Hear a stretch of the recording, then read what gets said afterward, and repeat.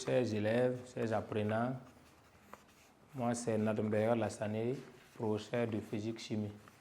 Bienvenue dans la plateforme École au Burkina. Pour cette séquence vidéo, nous allons voir le chapitre 3 de la partie mécanique, toujours en physique 3e. Voilà, intitulé l'énergie mécanique, le transfert et le rendement. Voilà, donc je vous invite à suivre. Voilà, donc, chapitre.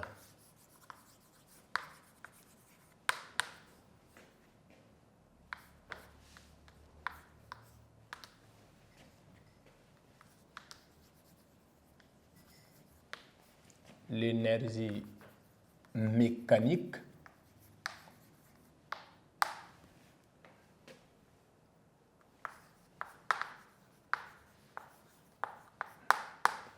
Transfert, le rendement.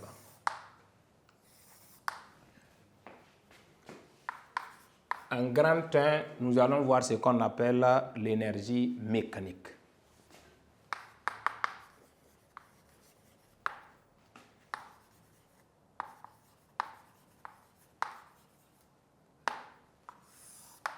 En petit 1, avant de parler de l'énergie mécanique, nous allons voir d'abord en petit 1 ce qu'on appelle l'énergie cinétique.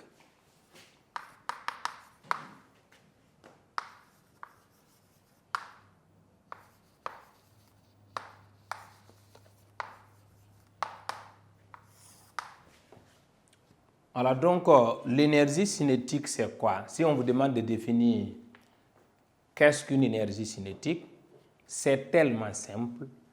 L'énergie cinétique, c'est l'énergie que possède un corps du fait de sa vitesse. De façon simple, ça veut dire quoi? Quand vous avez un objet qui est en mouvement, ça veut dire que cet objet-là possède ce qu'on appelle de l'énergie cinétique.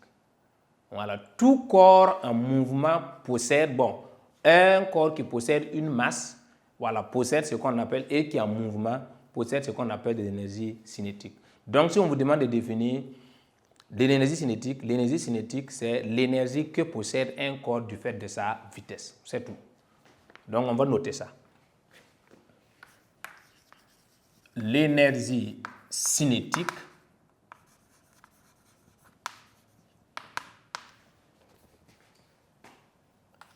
est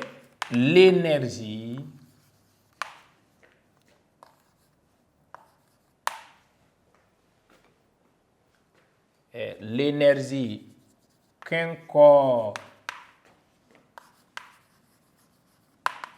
possède du fait de sa vitesse. Voilà, donc, comment on peut déterminer l'expression de l'énergie cinétique? C'est que vous devez retenir également l'énergie cinétique est notée EC. Voilà, donc, en nota bene, l'énergie cinétique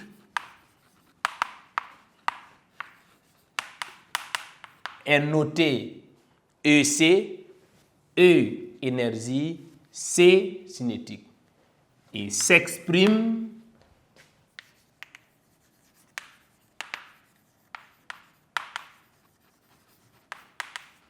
en joule, puisque c'est une énergie. Voilà, l'expression de l'énergie cinétique, EC est égal à quoi?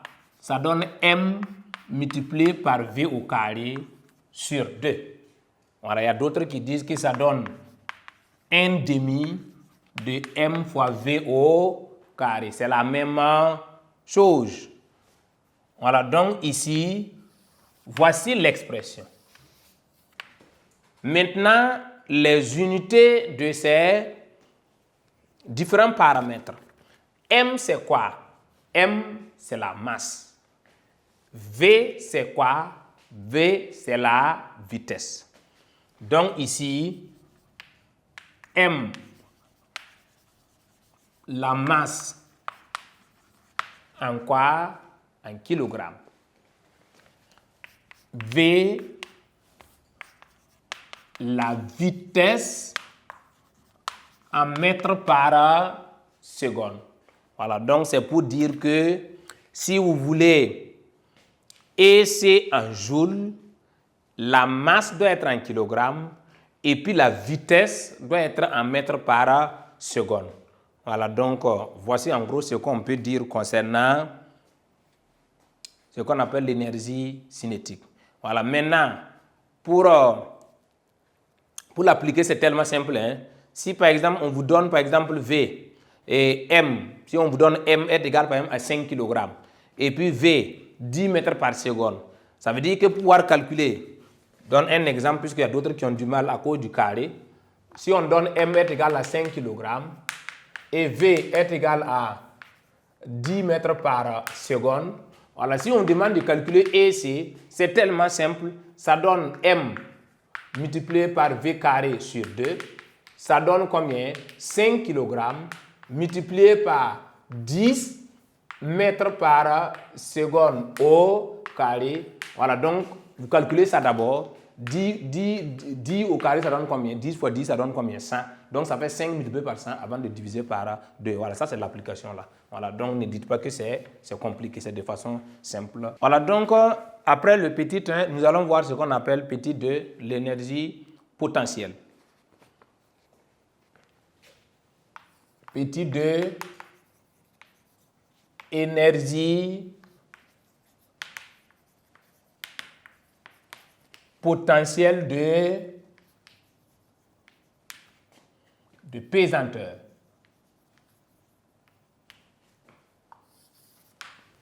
Voilà, donc, mais à chaque fois, on parle d'énergie potentielle, voilà, même si on n'ajoute pas de pesanteur, là, ça ne cause pas de problème.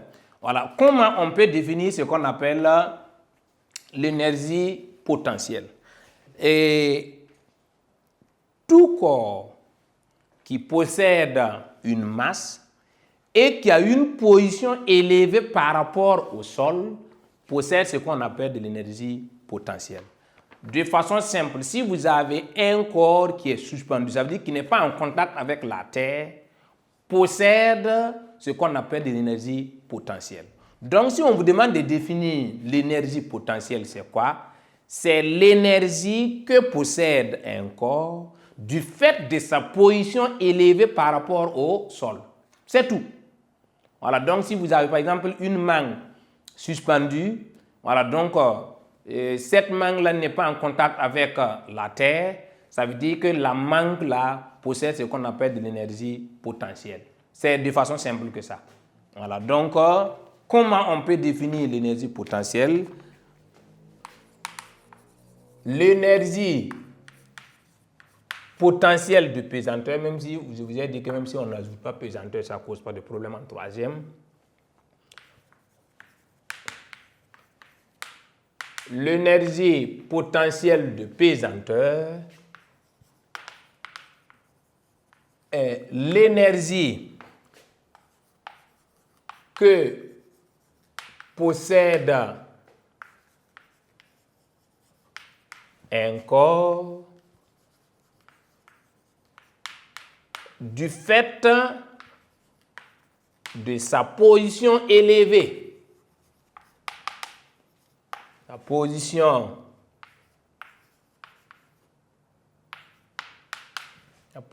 élevée par rapport au sol. Voilà, donc voici ce qu'on peut dire concernant l'énergie potentielle. L'énergie potentielle est l'énergie que possède un corps du fait de sa position élevée par rapport au sol. C'est de façon simple. Maintenant, elle est notée EP et l'énergie P potentielle. Il s'exprime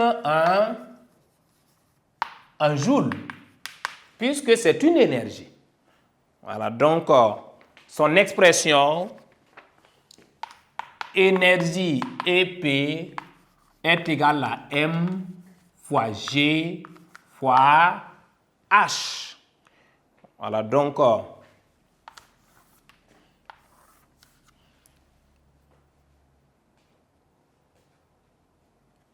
M, c'est la masse. G, c'est une constante, ce qu'on appelle l'intention de pesanteur G. Et puis H, c'est la hauteur. Voilà, donc c'est une constante. Bon, mais en troisième, ça veut dire que cette valeur ne doit pas changer. Mais en terminale, puisqu'on peut vous amener, on peut par exemple parler de la Terre ou bien de la Lune. Voilà, donc G au niveau de la Terre, et puis G au niveau de la Lune, ce n'est pas la même chose. Voilà, donc, mais en troisième, voilà, donc normalement, on ne parle pas, c'est rare qu'on parle de la Lune. De toutes les façons, même si on vous donne, même si on amène l'exercice au niveau de la Lune, ça veut dire que le G là, on va vous donner. Voilà, donc au niveau de la Lune, on va vous donner, au niveau de la Terre également, on va vous donner. Mais la plupart des exercices là, voilà, donc on va travailler au niveau de la, voilà, on suppose que nous sommes sur Terre et puis on travaille.